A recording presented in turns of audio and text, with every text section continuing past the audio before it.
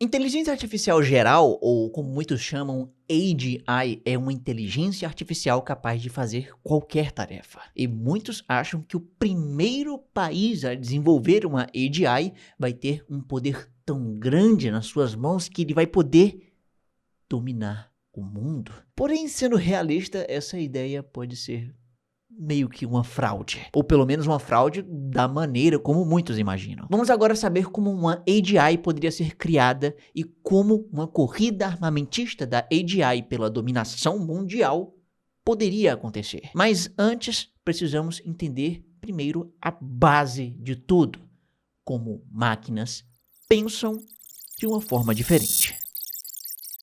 Para saber se uma máquina pode pensar como um ser humano, eu preparei um teste em que eu vou ter que adivinhar quem é quem. E eu fiz isso através dessa pergunta.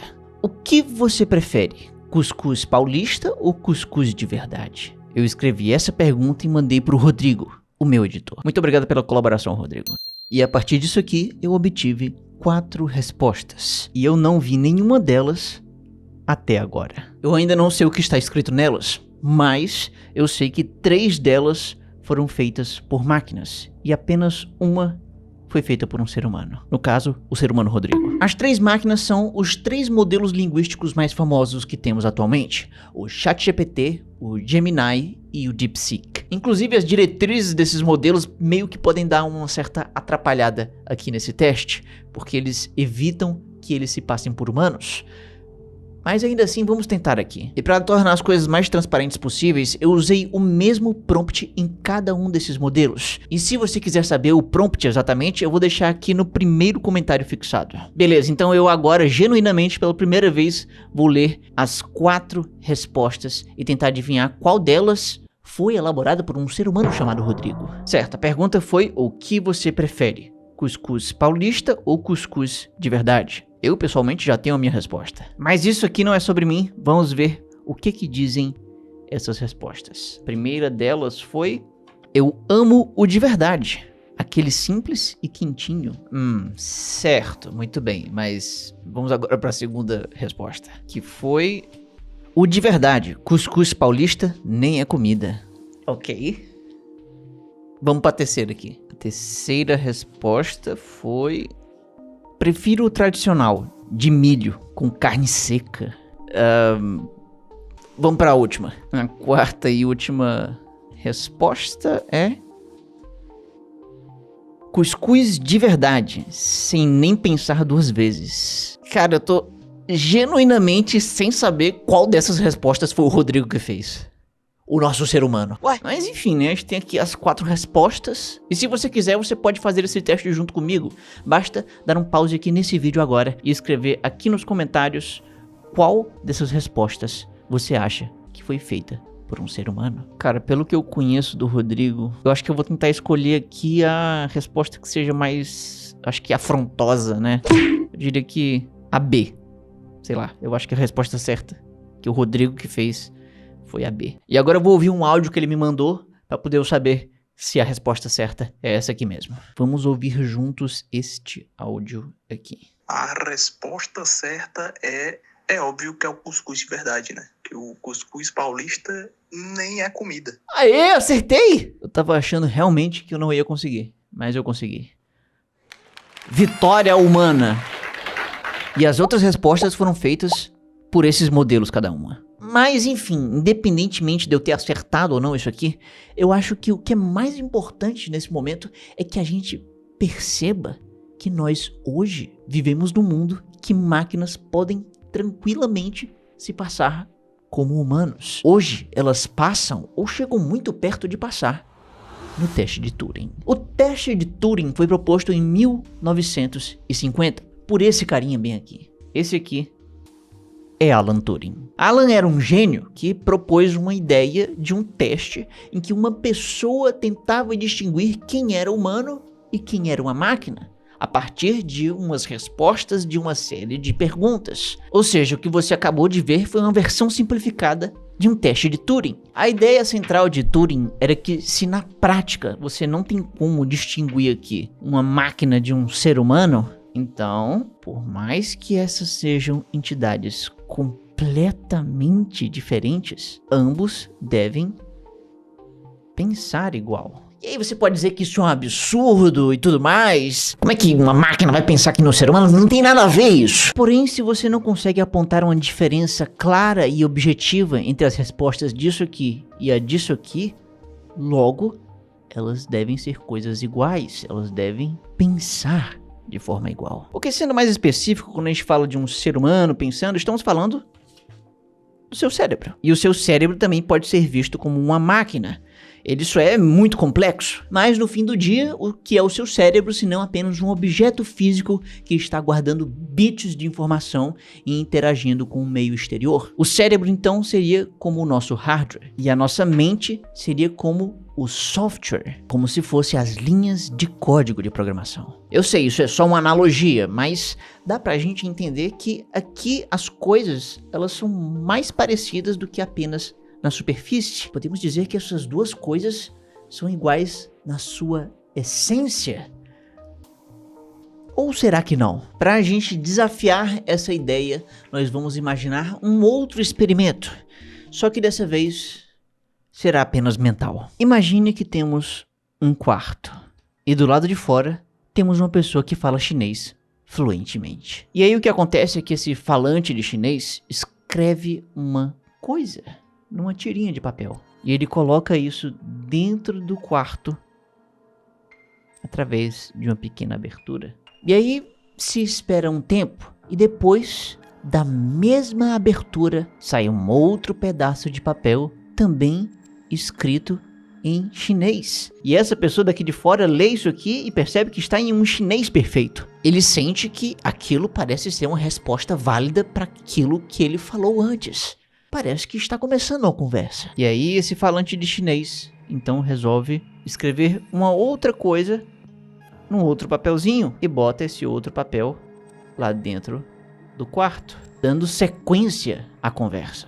E depois de um tempo, do quarto sai uma outra coisa que faz total sentido em chinês para aquela conversa. E assim vai se construindo um longo diálogo. E aí eu te pergunto, qual que é a impressão que esse falante de chinês vai ter daquela sala? Obviamente ele vai pensar que aqui dentro dessa sala deve ter uma pessoa que fala chinês, assim como ele. Então, para descobrir isso, ele resolve ir até a sala e bater na porta. E aí, a porta se abre e de lá de dentro sai uma pessoa que não parece um clássico chinês étnico, digamos. E aí então o falante de chinês resolve continuar a conversa pessoalmente. E ele fala isso. Mas a pessoa que saiu da sala se mantém completamente muda. Se passam desconfortáveis 5 segundos e aí ela fala: "Foi mal, paizão, sei chinês não." E ok, isso foi ligeiramente inesperado. Afinal, como que é possível alguém ter escrito várias respostas tão boas em uma sequência que fazia sentido num diálogo em chinês sem saber chinês? Para entender isso, vamos ter que voltar um pouco no tempo e olhar para o nosso experimento desde o início. Só que dessa vez, vamos ver do ponto de vista de dentro da sala. Certo, aqui temos o exterior da sala e aqui o seu interior. E dentro dela temos uma pessoa que fala português, mas absolutamente nada de chinês. E além disso, dentro da sala existem vários caracteres em chinês. Todos eles estão ali à disposição daquele falante de português. E assim, pelo menos dá pra gente dizer que esse carinha aqui consegue distinguir a diferença que existe entre um caractere e outro. Vamos pegar, por exemplo, esses dois aqui. Esse aqui, por exemplo, dá pra gente ver que ele meio que lembra um quadrado, ou como se fosse um 4 de cabeça pra baixo. E esse outro aqui, ele é uma coisa um pouco mais complexa, mas é tipo como se fosse uma cruz com um traço em cima e outros 2 traços na diagonal pra baixo. O ponto aqui é que isso quer dizer que dá pra gente diferenciar um caractere do outro, mesmo sem ter a menor semântica. E semântica, caso você não saiba, ela se preocupa com o modelo conceitual ligado a um símbolo arbitrário que você pode ter na sua mente. O que parece algo bonito de se falar, mas o que isso realmente significa? Bom, para entender isso, veja de novo esses símbolos. Você consegue perceber diferenças entre eles, mas você não tem a menor ideia do significado deles. Sem a semântica, você não tem simplesmente como saber que isso aqui significa poder e isso aqui significa grão em chinês. E note que isso aqui não se trata de um grão em específico, mas um modelo conceitual de um grão. Esse símbolo pode estar associado a isso e a isso. A arroz, a feijão e a plástico. E o outro símbolo que estamos analisando, o de poder, pode estar ligado a isso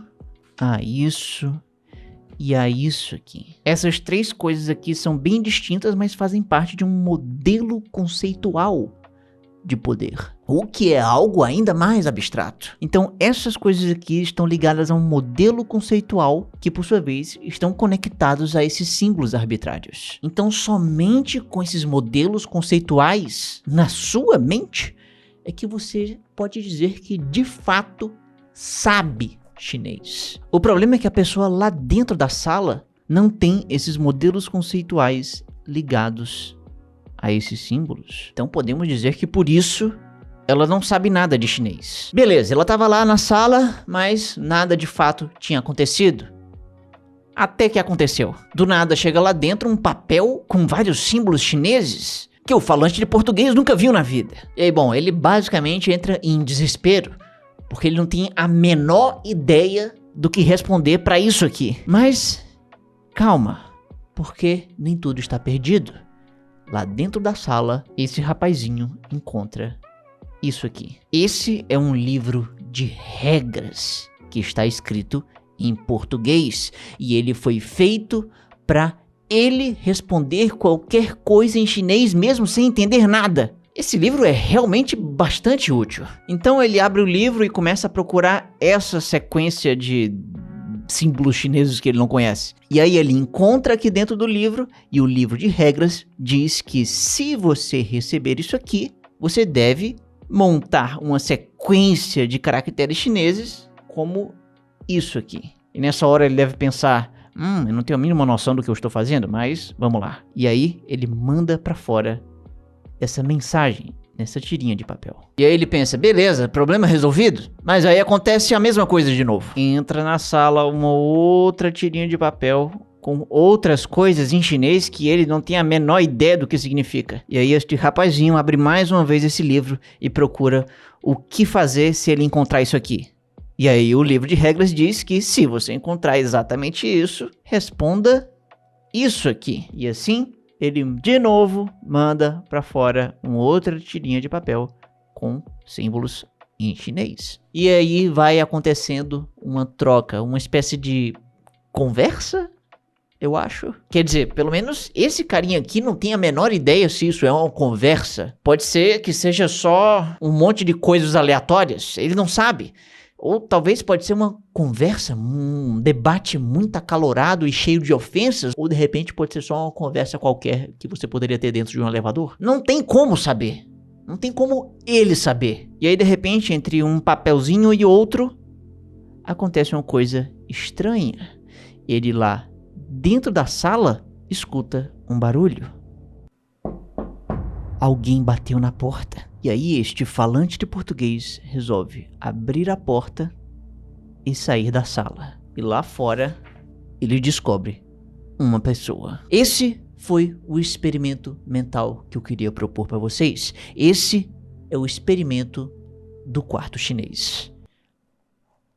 Agora o que isso significa? Bom, veja bem como que era o experimento visto do lado de fora desse quarto. Nós tínhamos um falante de chinês e uma sala que podem ser comparáveis a uma máquina e um usuário humano que interage com essa máquina. Uma pessoa que está ali usando a máquina pode jurar que essa máquina está conversando com ela porque ela entende o significado das palavras. Bom, do ponto de vista externo dessa pessoa, se toda vida que ela manda uma mensagem, a máquina consegue responder, e aí ela manda de novo, e ela responde de novo, e assim vai indo em um diálogo coerente, tudo em chinês, então essa pessoa pode jurar que essa máquina sabe chinês. A máquina entende o significado das palavras. Porém, do ponto de vista interno, se a gente olhar o interior dessa máquina, temos que não há nada aqui dentro que saiba chinês.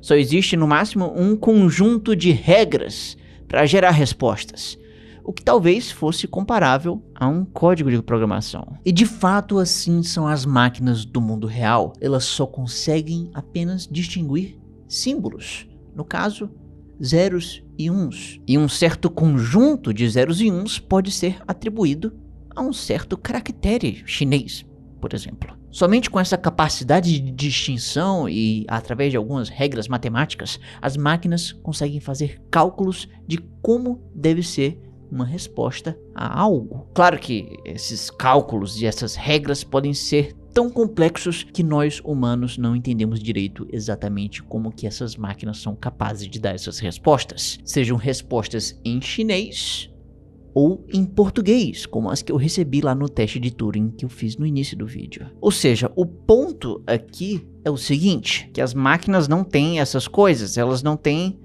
os modelos conceituais, elas não têm modelos da realidade que dão significado aos símbolos. Elas só sabem diferenciar um símbolo do outro. Ou seja, uma máquina, ela pode escrever grão em chinês ou qualquer outra língua. Mas uma máquina não tem a menor ideia disso aqui. Falta a semântica, falta modelos conceituais. E eu sei que isso pode parecer um pouco abstrato, mas graças a Deus eu arranjei uma maneira da gente visualizar isso. Olha que interessante isso aqui.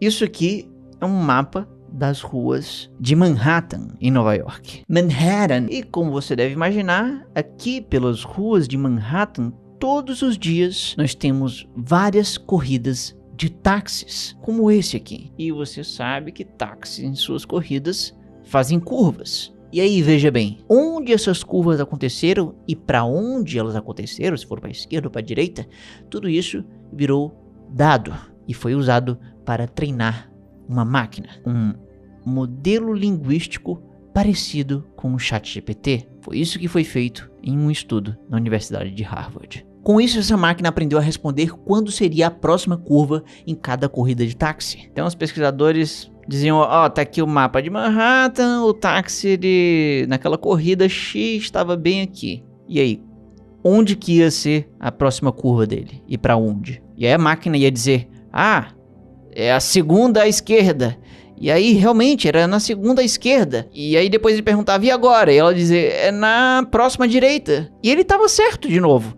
Todas as perguntas que os pesquisadores faziam para a máquina respondia com 100% de acurácia. Ela não errava nada. Puxa vida, que bacana, hein? Essa máquina então deve ter um mapa, modelo mental muito bom e acurado da cidade de Manhattan. E aí os pesquisadores ficaram assim, puxa, mas aí será que não vale a pena a gente dar uma olhadinha só nesse mapa que a máquina fez, hein?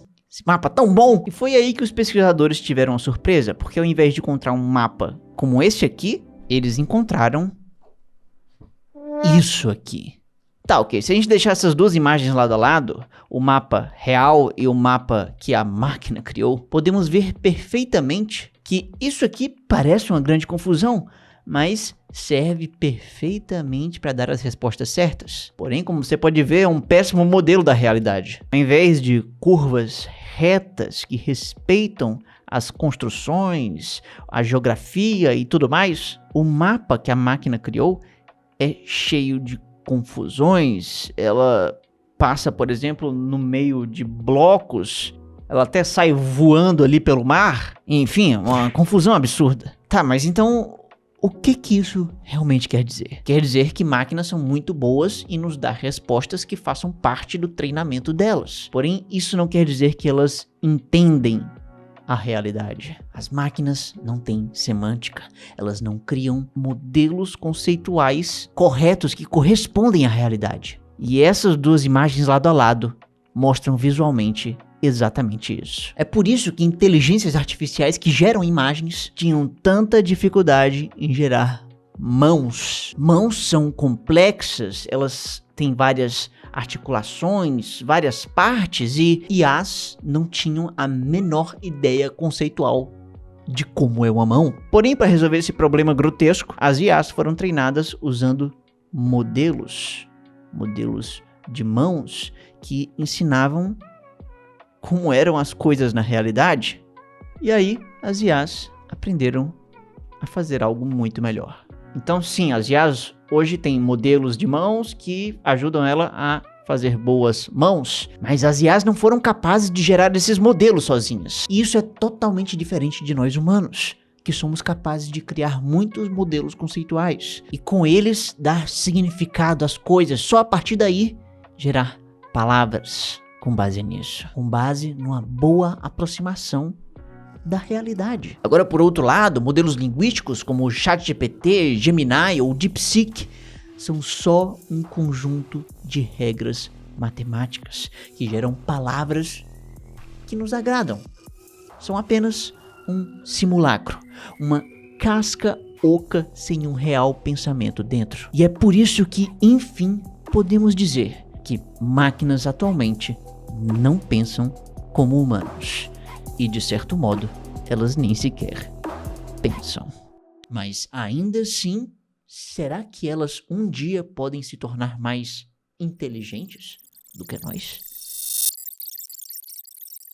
Veja só esse gráfico. Aqui nós podemos ver uma curva exponencial. E ela foi feita tirando uma média de cada grande modelo de linguagem de ponta que temos atualmente. Aqui temos o ChatGPT 2, o 3 e outros até chegar no 5.1. Além de outros modelos como o Claude. E como você pode ver, aqui no eixo X nós temos as datas ao longo dos anos em que essas inteligências artificiais foram lançadas. Agora, já no eixo Y, temos uma coisa bem importante: o tempo que essas IAs podem levar para fazer uma tarefa. Agora, por que isso é importante? Bom, vamos supor que você, claramente um ser humano, vai poder fazer uma tarefa em até mais ou menos um pouco mais de 2 minutos. E aí eu te pergunto, que tipo de tarefa você acha que daria para fazer dentro desse tempo? Bom, certamente algo não tão complexo com tantas etapas. Seria algo simples. Talvez, por exemplo, encontrar uma informação na internet. E aí então seria só digitar algumas palavras-chave, clicar em alguns links e pronto. Agora, por outro lado, se ao invés de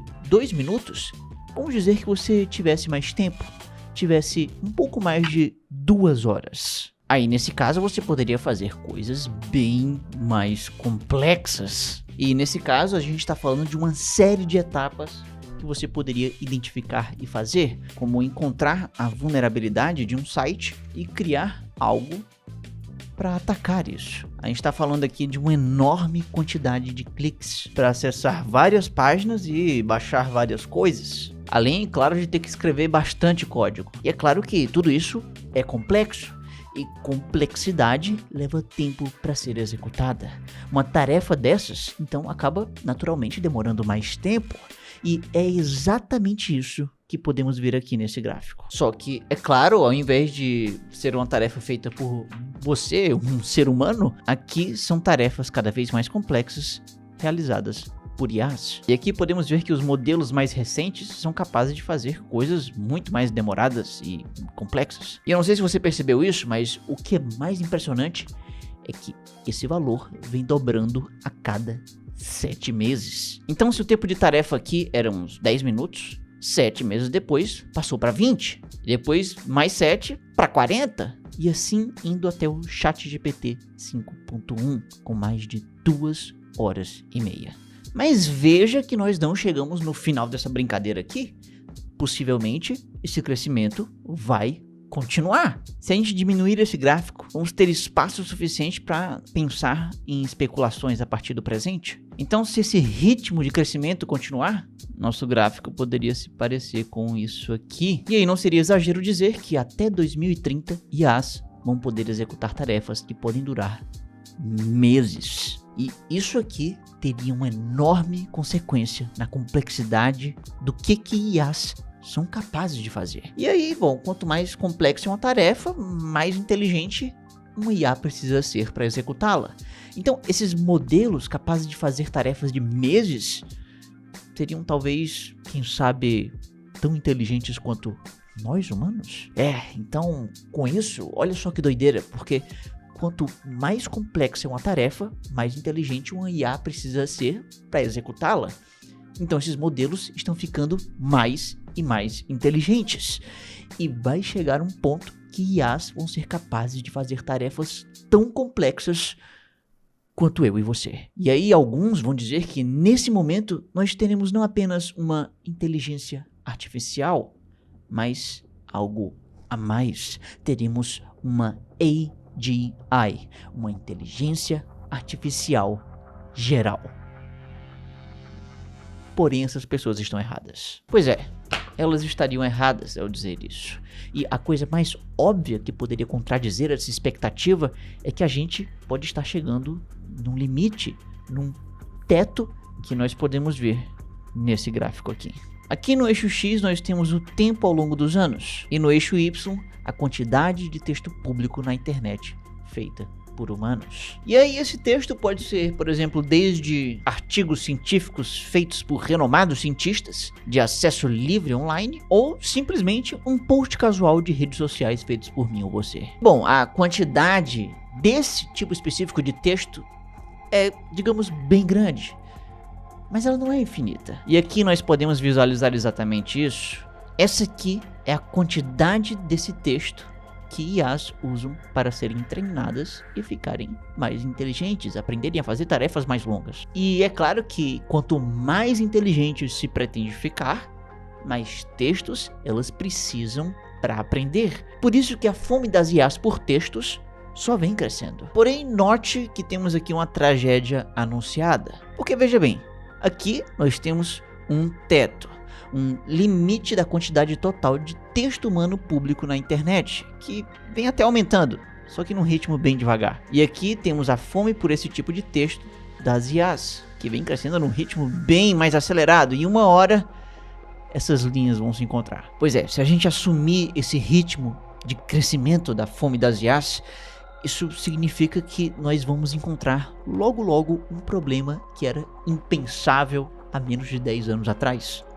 Nós vamos ficar sem textos o suficiente. No momento que essas duas linhas se encontrarem, significa que as IAs nesse momento vão chegar no teto e vão ter apenas uma quantidade pequena de texto que ela pode usar para ser treinada. E a base de textos do seu aprendizado vai ser igual a tudo que já foi produzido por humanos na história da internet. Isso aqui pode acontecer por volta de 2028. Porém, se a gente olhar apenas para o texto de alta qualidade, a quantidade total, claro, é bem menor. O teto é mais baixo e IAs podem atingir esse teto tão cedo quanto em 2026. IAs não vão ficar tão inteligentes tão rápido e podemos visualizar isso aqui. Se IAs atingirem um teto, ao invés do futuro se parecer com isso aqui, ele pode de repente se parecer mais com isso aqui. Ao invés delas continuarem uma curva exponencial, elas podem acabar tomando uma curva de desaceleração. Então pode ser que, sei lá, isso acabe levando muito mais tempo, quem sabe décadas ou mais de um século até que elas atinjam o nosso nível de inteligência. O futuro acaba então sendo muito difícil de prever. Pois é, mas por incrível que pareça, nós ainda assim podemos dizer que IAs já atingiram o nosso nível de inteligência. Só depende da maneira como você olha para as coisas. Essa aqui é a imagem que registra o momento em que o supercomputador Deep Blue derrotou o humano campeão mundial Garry Kasparov em 1997. Tá, então isso prova que IAs são mais inteligentes que humanos?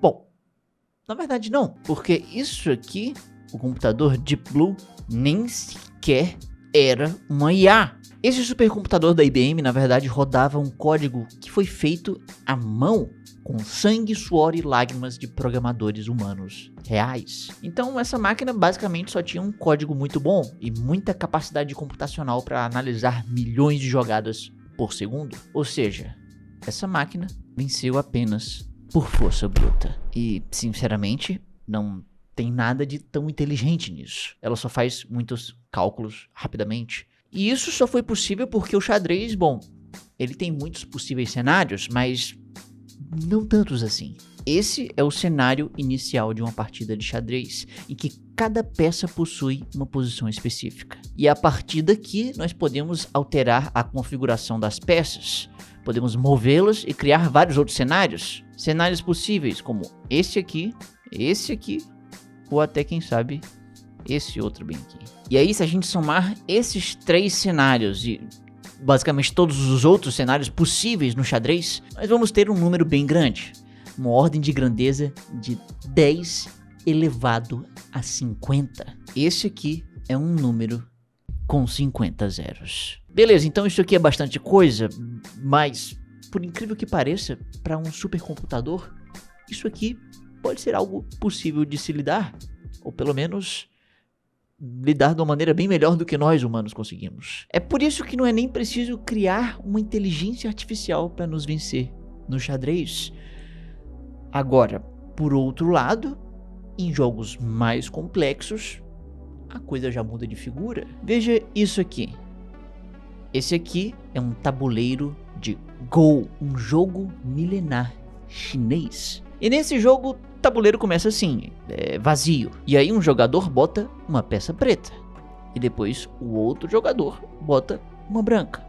E assim vai indo. E bom, existe toda uma mecânica de capturar peças e de contagem de pontos para saber quem ganhou no final. Mas aqui nesse vídeo a gente não precisa exatamente saber as regras.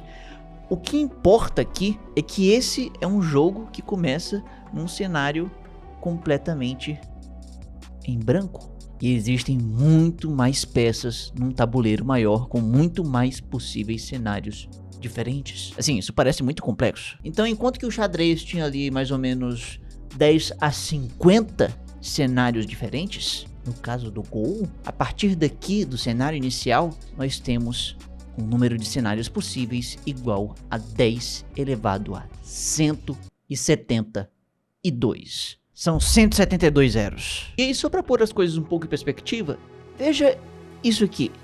Esse é o universo observável. E se a gente contar nele a quantidade de átomos que existem em cada pedacinho daqui, esse número de átomos ainda assim vai ser menor do que esse valor. E não só isso, mas olha só, se a gente dizer que cada átomo que existe fosse por si só um inteiro universo observável à parte, em que cada um deles fosse completamente cheio de átomos, assim como o nosso é, e a gente fosse lá e contasse a quantidade de átomos que tem em cada um deles e somasse tudo, ainda assim, por incrível que pareça, esse número ainda vai ser 100 milhões de vezes maior.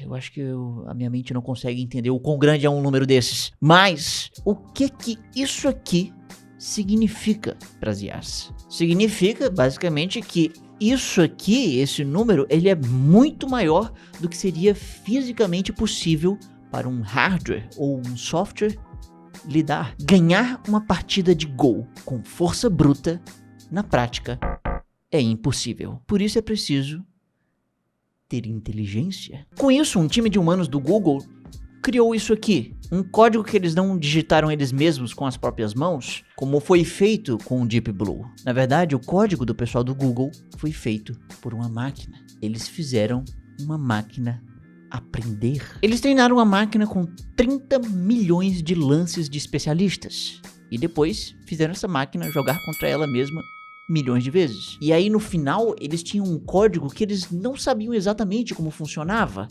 Eles só sabiam que funcionava, o que era completamente diferente do Deep Blue.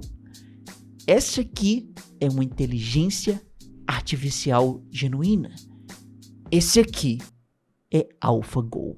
E esse foi o momento em que tudo culminou. Esse aqui foi o jogo do século, que aconteceu em 2016, que foi AlphaGo versus Lee Sedol, um dos maiores jogadores de Go da modernidade. E ele perdeu. Então, graças a esse momento histórico, podemos enfim dizer que máquinas são mais inteligentes que seres humanos. Ou pelo menos para jogar Go. Então, muito legal, ele sabe ganhar essas partidinhas, mas na hora de jogar outros jogos, na hora de dirigir um carro, ou na hora de lavar uma pilha de louça, que é uma coisa assustadora, AlphaGo não consegue resolver nada disso. Então, não podemos dizer que essa IA é mais inteligente que humanos. Somente em partidas de Go, mas de forma geral, tá muito longe. É por isso que AlphaGo não pode ser considerado uma inteligência artificial geral, uma AGI. E, sinceramente, nenhuma IA hoje tem esse status. Até mesmo esses grandes modelos de linguagem de ponta atualmente não são inteligências artificiais gerais. Bom, você pode até argumentar dizendo que AlphaGo ele só faz uma tarefa, jogar Go. Agora, esses modelos de linguagem, uma ruma de tarefa que eles podem fazer. Tem realmente muita coisa, por exemplo, que o ChatGPT pode fazer. Desde fazer uma breve pesquisa acadêmica sobre rapadura, usando artigos científicos como fontes, ou até recitar um poema sobre rapadura. Mas ainda assim, o ChatGPT não consegue, por exemplo, rebocar uma parede ou resolver essa pilha de louças medonha. O ChatGPT, gente, ele, coitado, tá muito longe de ser uma inteligência artificial geral. Vamos fazer um minuto de silêncio por ele. Mas aí você pode dizer, puxa vida, mas aí se esses modelos de linguagem continuarem crescendo, se eles seguirem essa trajetória exponencial, uma hora eles vão atingir o nosso nível humano. Na verdade, eles vão até ultrapassar a gente. E claro, esse pensamento faz sentido. Eles podem ficar 10.000 vezes mais inteligentes do que nós. Mas isso só vai acontecer nas tarefas específicas que eles resolvem. Quer dizer que eles não vão conseguir fazer absolutamente tudo. Porque a realidade é que um modelo de linguagem tem uma grande limitação. Ele só pode fazer tarefas que envolvam linguagem como resultado. Então, o que esse gráfico na realidade mostra é o tempo das tarefas específicas que eles conseguem fazer. Agora, o que não é mostrado aqui são tarefas que não envolvem linguagem, como, por exemplo, lavar uma pilha terrível de louça. E aí, se a gente adicionar uma linha verde mostrando a capacidade dos modelos resolverem uma pilha de louça, veja como não houve progresso e nem vai existir se continuar assim. Não adianta esses modelos melhorarem em algumas tarefas. Se continuar dessa maneira, eles jamais vão se tornar uma inteligência artificial geral de verdade. Mas aí é aquela coisa, né? Porque supostamente, para que os investimentos e a atenção dada às empresas por trás dos modelos de linguagem continue acontecendo, essas empresas precisam continuar dizendo que vão atingir essa tal inteligência artificial geral. Só que elas não definem exatamente o que é isso. Por isso, o momento do grande desafio tecnológico de chegar a uma inteligência artificial geral que nós vivemos hoje, podemos dizer que é completamente diferente do pouso na Lua. O programa Apollo, na época, tinha um objetivo muito claro: chegar até a Lua. Isso aqui é um lugar específico. E para chegar até lá, sabiam que seria necessário ter foguetes potentes, mas também com navegação boa o suficiente para chegar até lá. Agora, no caso de hoje, muito se fala em chegar não à Lua, mas à inteligência artificial geral, a AGI. E o problema é que empresas não sabem como chegar até aqui. E os foguetes para chegar até lá, os nossos modelos de linguagem, eles são bons, não me entenda mal, mas ninguém sabe como que eles funcionam. Ninguém sabe como que eles vão chegar até aqui. Não só ninguém sabe exatamente como os modelos funcionam, mas atualmente as empresas acham que vão atingir esse objetivo simplesmente fazendo foguetes maiores e cada vez maiores, que consomem mais recursos, mas não necessariamente vão estar na rota certa até aqui. Eles podem ter uma outra trajetória. Inclusive, esse objetivo final nem sequer é definido pelas empresas. Ninguém sabe exatamente onde está isso, ou sequer se é possível. Ou seja, é como se, mais ou menos, na analogia meio bizarra, a humanidade gastasse uma quantidade obscena de dinheiro fazendo foguetes cada vez maiores que destroem os recursos do planeta, que a gente não sabe como funciona, para chegar até um lugar que nós não sabemos onde está e nem em que direção nós vamos. E é isso, a gente só espera que dê certo, e é por isso que IAs mais inteligentes que nós humanos não estão por enquanto no nosso horizonte, e talvez assim vão continuar por um bom tempo. Agora, nada impede de países tentarem desenvolver isso. Estamos vivendo uma corrida armamentista das IAs, em que países estão competindo para ver quem chega primeiro em uma AGI, e aí quem chegasse lá primeiro iria, quem sabe, conseguir dominar o mundo, ou pelo menos é isso que alguns querem que você acredite. E para ver que isso aqui é uma mentira, basta lembrar que uma AGI nada mais é do que uma inteligência artificial geral. E geral aqui quer dizer que essas máquinas são capazes de fazer muita coisa. São capazes de fazer absolutamente tudo, assim como um ser humano faria. Tipo, tudo mesmo. Inclusive, lavar uma pilha de louça. E o que é, digamos, mais curioso é que tem gente que diz que nós vamos atingir uma AGI simplesmente pegando o ChatGPT, deixando ele maior e mais potente. Porém, o que é o ChatGPT senão um simples grande modelo de linguagem? Talvez não tão simples assim. Ele é realmente impressionante, mas ele ainda assim continua sendo apenas um tipo, uma arquitetura de IA. E isso tem suas limitações. Se a gente pegar o ChatGPT, o Gemini e simplesmente deixar cada um deles maiores e, além disso, mais potentes, aquele objetivo de se tornar uma AGI vai ser algo muito difícil para esses competidores conseguirem alcançar. Eles não vão conseguir. Para entender isso, olhe para essa lista. Essa aqui nada mais é do que uma lista de algumas das tarefas que esses grandes modelos de linguagem podem fazer. E não entenda mal, aqui tem bastante coisa muito impressionante, muita coisa útil, muita coisa interessante. Mas aí, beleza. Ainda assim, dá para dizer que tudo isso que um grande modelo de linguagem pode fazer, na verdade, cabe em um único lugar, cabe em uma única caixinha. Que o ChatGPT, o Gemini e o DeepSeek podem fazer, cabem tudo em uma única caixinha. E essa caixinha pode ser rotulada como linguagem. E também algumas outras coisas relacionadas. E isso faz sentido porque eles são grandes modelos de linguagem.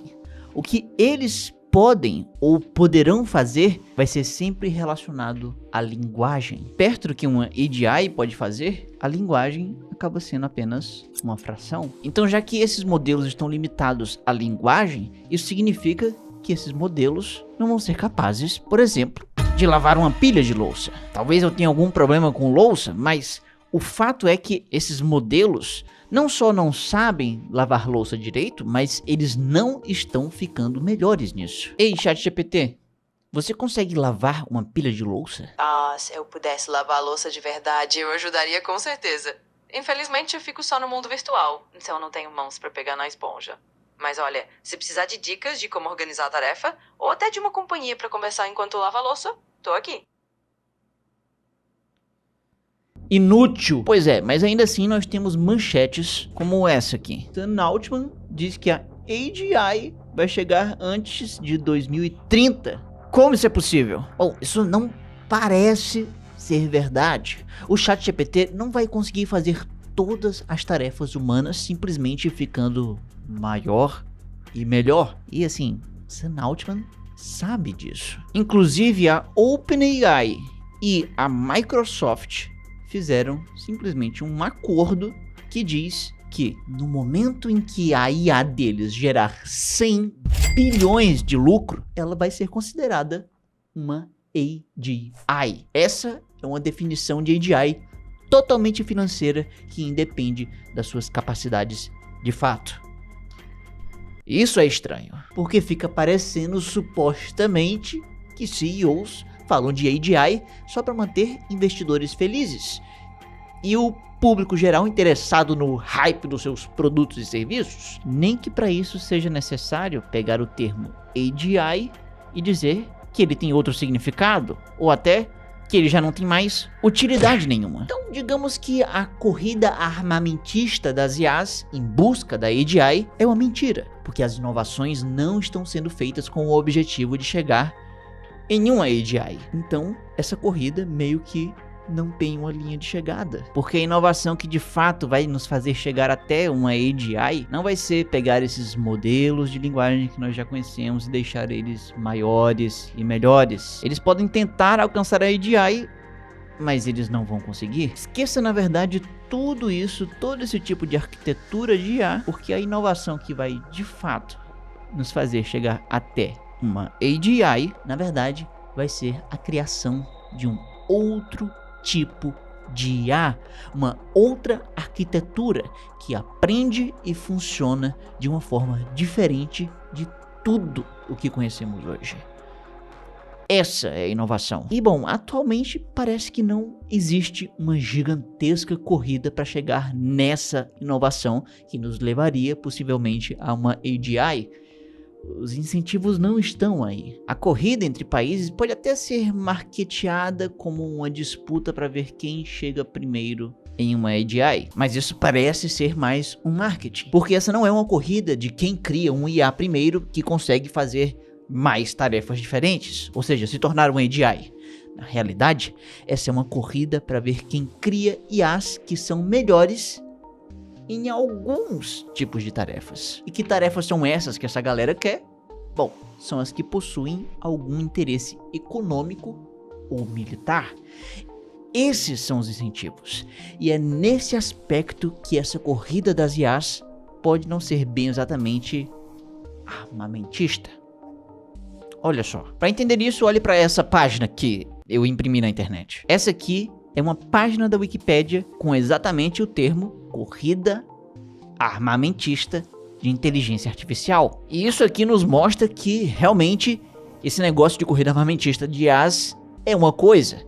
E essa é uma clara referência a uma corrida armamentista original que aconteceu durante a Guerra Fria entre Estados Unidos e a União Soviética. E a dinâmica dessa corrida realmente envolvia armas. O que acontecia é que um país desenvolvia ogivas nucleares e métodos de lançamento e tal, e aí o outro país percebia que, ei, peraí, esse cara aqui tem esse negócio agora, eu vou fazer mais disso, eu não posso ficar pra trás. E aí ia lá e fazia mais. Mas espera, então esse aqui ficou pra trás agora, então ele tem que fazer ainda mais. E aí de novo isso acontecia do outro lado, e o incentivo era de fazer mais ainda, e assim por diante. Esses incentivos, essa brincadeira gostosa aqui podia rolar por bastante tempo, até chegar a um ponto em que os dois países estavam tão armados que eles poderiam causar algo interessante. Eles poderiam causar uma situação em que há tantas armas envolvidas que, se um país atacar o outro com todas as suas armas, esse atacado pode contra-atacar, e aí eles se destroem e provavelmente toda a civilização humana iria se destruir também. Então a ideia de se armar até os dentes, com uma capacidade de basicamente destruir tudo que nós conhecemos, parece uma ideia assustadora. Mas foi graças a esse medo da destruição mútua que fez com que esses dois paizinhos bem aqui nunca realizassem o primeiro ataque. E já que isso nunca aconteceu, o mundo se manteve em equilíbrio. É isso que aconteceu originalmente. Agora, quando nós falamos em corrida armamentista das IAs, a impressão que esse termo dá é que hoje acontece exatamente a mesma coisa. A única diferença é que, em vez da União Soviética, estamos falando da China, e ao invés de armas nucleares, estamos falando de IAs, inteligências artificiais que podem ser usadas para alguma atividade militar. E aí um país faz umas IAs, depois o outro reage fazendo mais, e assim por diante, e no final o mundo permanece o mesmo em equilíbrio. Assim como aconteceu na corrida armamentista original. Mas isso não é verdade. Existem várias coisas fundamentalmente bem erradas aqui nessa comparação. E a mais importante de coisas é que há uma diferença entre isso aqui e isso aqui. Veja, por exemplo, uma bomba atômica. Ela serve apenas para um negócio: causar destruição. Agora, por outro lado, um IA serve para várias coisas. Pode servir para destruição, mas também serve para muita coisa além disso. E por mais que as IAs não consigam fazer absolutamente todas as tarefas que um ser humano conseguiria, e provavelmente essa corrida nem é exatamente sobre isso, ainda assim, só com um grande modelo de linguagem como o ChatGPT, já dá pra fazer bastante coisa. Chat, faz pra mim agora uma rima sobre pamonha. Com certeza. Vamos lá. No fogão de lenha quentinho, a pamonha é tradição. Milho, açúcar e carinho, no coração do sertão. Cozida na palha verdinha, com sabor que é uma bênção. Pamonha é rima e afeto, em cada pedaço uma canção. Cringe! Tudo bem que essa rima não tenha ficado um primor, e nem que talvez rimas de pamonha não sejam uma coisa tão útil para aumentar sua capacidade militar do seu país, mas se uma IA pode fazer um negócio esquisito desse, ela também pode talvez ser usada por militares para deixar algum processo interno deles mais eficiente. Mas claro que isso também seria, digamos, um ganho muito marginal e indireto. Porém, nós não temos só grandes modelos de linguagem para isso. De repente, uma outra arquitetura de IA que não tem nada a ver com um grande modelo de linguagem pode servir para pilotar um drone que pode ter uma aplicação prática na agricultura, ou quem sabe no cinema, ou quem sabe ainda uma aplicação no campo militar. Ou ainda uma outra arquitetura de IA pode ser usada para o reconhecimento facial, que serve para você destrancar a porta da sua casa ou do seu trabalho. Mas acontece que essa tecnologia também pode ser de repente usada para o reconhecimento de alvos militares. Então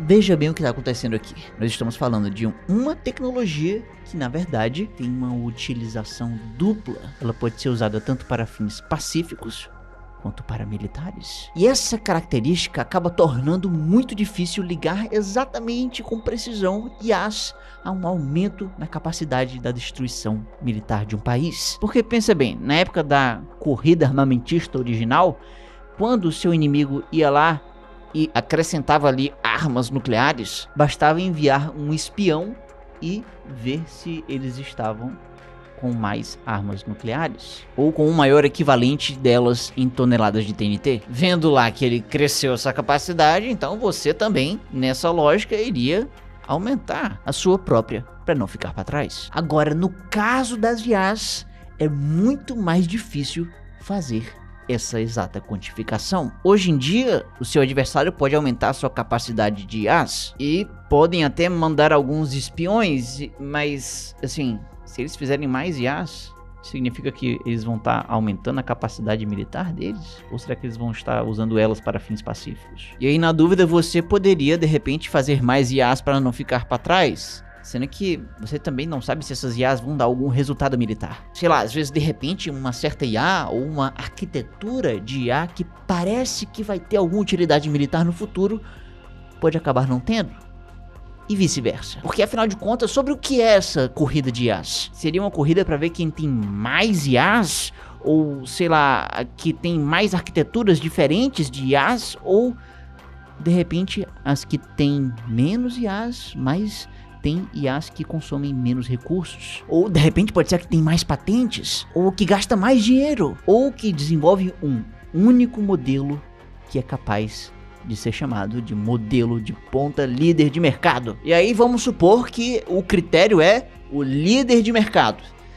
Ainda assim, se você tem uma arma que não tem IA e uma arma igualzinha ou muito parecida que tem IA, sabe, qual que é a diferença daqui pra cá? Só porque você agora tem uma arma com IA, isso significa que ela vai ser o quê? Tipo, 2 vezes melhor? 3, 10 vezes melhor? É muito difícil quantificar essas coisas em capacidade de destruição militar.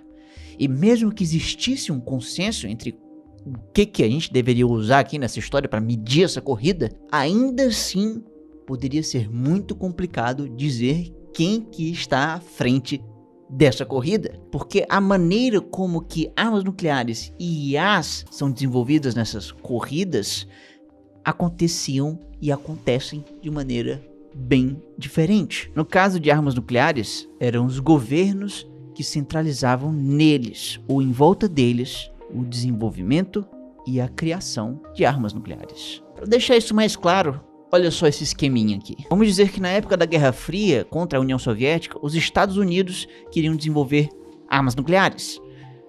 Como que eles faziam isso? Bom, aqui temos o país dos Estados Unidos. E aí, para ele fazer uma bomba nuclear, ele precisaria que o seu governo gastasse dinheiro contratando cientistas e empresas. Tudo isso estaria sob o comando do governo. Afinal, ele estaria pagando tudo. E, enquanto isso, os soviéticos tinham um esquema separado e independente. Independente porque a produção e desenvolvimento de armas nucleares de um país era um segredo que ficava ali contido no país. Não era uma coisa que poderia ajudar os outros. Por exemplo, uma empresa americana que estava aqui nesse esquema dos americanos não poderia resolver do nada também ajudar a União Soviética. Ela teria que ajudar só os americanos. Ela é uma empresa americana, então esquece os soviéticos. Tudo era um sistema relativamente isolado.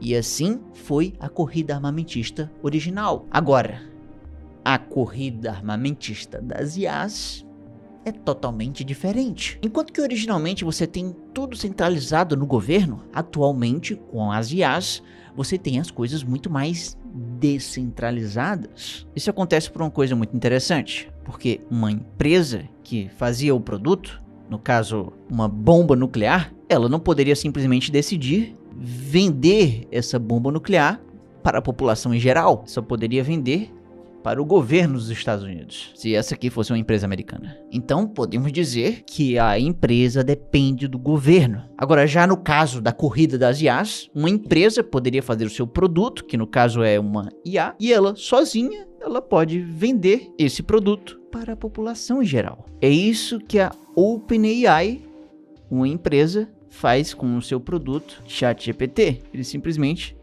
é vendido para o público. O ChatGPT, que é uma empresa americana, pode muito bem ser vendido para o público em geral em uma competição com o DeepSeek, que é da China. Essas duas IAs vão estar sendo vendidas em paralelo em uma competição de mercado para o mesmo público. Além disso, essa competição pode acontecer dentro de um único país, porque se a gente estiver falando em vez de DeepSeek ou Gemini, os dois são do mesmo país, dos Estados Unidos, e eles vão estar também competindo pelo mesmo público. São competições entre duas empresas gigantescas, e como empresas gigantescas que são, elas não ficam contidas em um único país. O dono do Gemini é o Google. E ele, por exemplo, é uma empresa dos Estados Unidos. E se o Google é uma empresa dos Estados Unidos, você imagina que tudo deve estar aqui nos Estados Unidos. Mas isso não é verdade. Tem um ramo importante da sua expertise em IA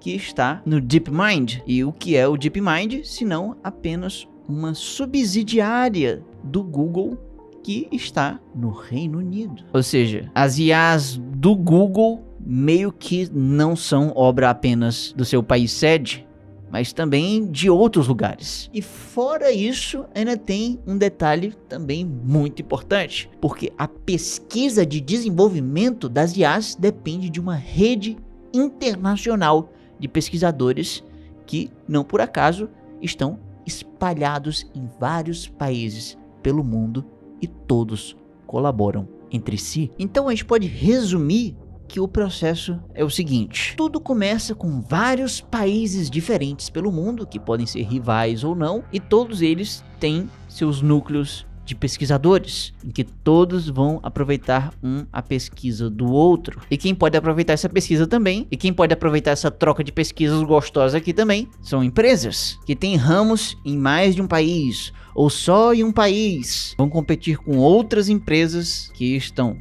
dentro do mesmo país ou até de outro país, vão produzir IAs para serem vendidas, competir por dinheiro do público em geral. E aí, se a gente simplificar apenas com as empresas de um único país que desenvolvem IAs para o público em geral, a gente pode resumir tudo isso aqui e dizer que tudo isso está dentro de um único lugar, dentro de uma única esfera. Essa aqui é a esfera civil empresarial. Veja que até agora eu não falei nada sobre os interesses de uma outra esfera, a esfera militar governamental. Se a gente estiver falando dessas duas esferas dentro de um mesmo país, os Estados Unidos, por exemplo, e aí o governo dos Estados Unidos, que está aqui nessa esfera, fica ali só vendo na outra esfera as empresas e os cientistas criando IAs, sendo que o governo gostaria de aproximar-se disso aqui para poder obter IAs. E como isso é feito? Bom, essa aproximação dessas duas esferas pode ser de tal forma, essas IAs podem acabar se espalhando para a esfera militar e governamental. O governo só ia se aproveitar de algo que já está rolando em outro lugar. Tá, mas como exatamente na prática o governo poderia fazer isso? Bom, o governo aqui pode, por exemplo, pagar para que essa empresa aqui faça um IA bem interessante para eles usarem. Ou, quem sabe, podem ser criadas leis ou incentivos que facilitem que civis, como pesquisadores ou funcionários de empresas, se aproximem dessa esfera para participar de pesquisa de desenvolvimento militar. Ou, quem sabe, o governo se junte com uma empresa para criar uma zona de inovação, um laboratório, alguma coisa assim, para se criar IAs que são úteis para os militares. E indo ainda mais longe, a gente pode dizer que o governo pode ser dono de uma parte das empresas. Ou de repente o governo pode influenciar quem comanda a empresa, ou como ela deve ser comandada, ou sei lá, interferir em acordos comerciais, ou simplesmente ditar as regras e pronto. E aí, controlando a empresa, o governo pode dizer que ela deve fazer IAs paramilitares. E bom, cada país tem um governo que age de forma diferente. E isso quer dizer que os Estados Unidos usam todas essas formas de fazer IAs paramilitares?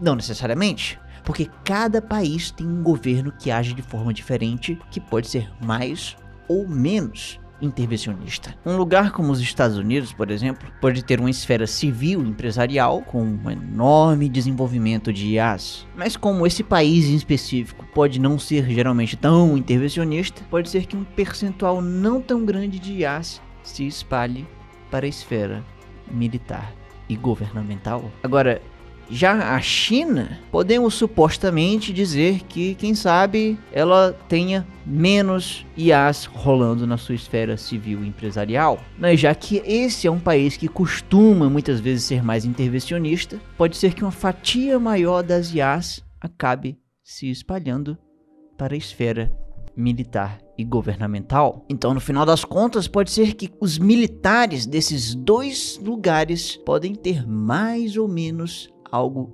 parecido em questão de IA, mas não tem como a gente saber exatamente porque não existem critérios claros. Pode ser que isso seja a realidade, mas não tem como ter certeza, não existem critérios claros. Na verdade, a única coisa que temos certeza é que podemos dizer que essa corrida armamentista de IAs é uma mentira. Ou pelo menos esse termo nos faz entender algumas coisas de forma errada. Porque até agora essa não é exatamente uma corrida entre países como na Guerra Fria. E também não é armamentista, porque o motor disso tudo está na esfera civil e empresarial. E eu sei que esse termo de corrida armamentista das IAs é uma comparação, é uma metáfora com o que aconteceu na Guerra Fria. E isso pode fazer algum sentido, mas como toda metáfora, ela tem limitações.